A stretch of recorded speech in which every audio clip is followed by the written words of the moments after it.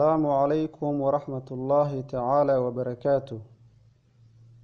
أرداد MTC Group يودمان أخيارت يوتيوب وان السلامي. درسينا maanta wuxuu ku saabsan yahay sidee video ku jir YouTube aad download ugu sameyn kartaa. Waana su'aal ka timid qaar ka mid ah ardayda MTC Group. Marka hore waxaad fureysaa browserka isticmaalaysid. sidaan markuu kugu soo furmo waxaad galaysaa YouTube. waxaad raadinaysaa video aad rabtid download inaad ku sameysid. inagu waxaynu galaynaa channelkeena MTC Group. sida marka kugu soo furmo waxaad click siinaysaa video aad rabtid download inaad ku sameysid. tusaale ahaan hadda waxaan download ku sameynayaa video cusub oo daqiiqad ka hor aan soo galshay, waana cashir ku saabsan Microsoft Excel.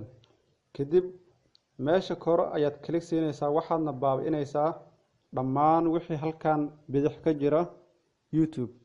waxaadna ku bedelaysaa ss.youtube.com. kadib click ayaad siinaysaa.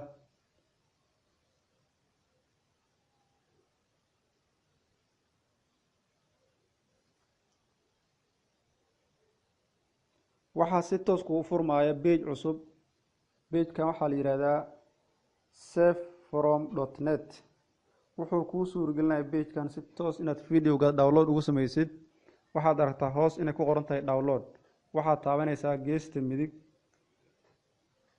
halkan waxaad aragtaa option fara badan ay ku qoran yihiin. MB4 ayaa u sareysa, iyada ayaan u wanaagsan marka videoga la yiraahdo muuqaal ahaan. kadib ayaad ku dhufanaysaa.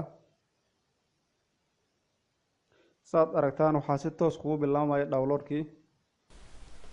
sidoo kale waxaad toos u isticmaali kartaa kombiyuutarkaaga adigoo tagaya halka sare ee ay ku qoran tahay www.youtube.com. waxaad gebi ahaanba halkan ka baabi'inaysaa wixii dhanka bidix ka jira YouTube. waxaadna ku bedelaysaa ss.youtube.com. kadib waxaad oranaysaa enter.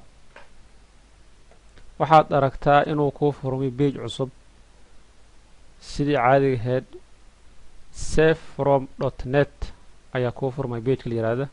kadib waxaad taabanaysaa halka midig ee ay ku qoran tahay MB4.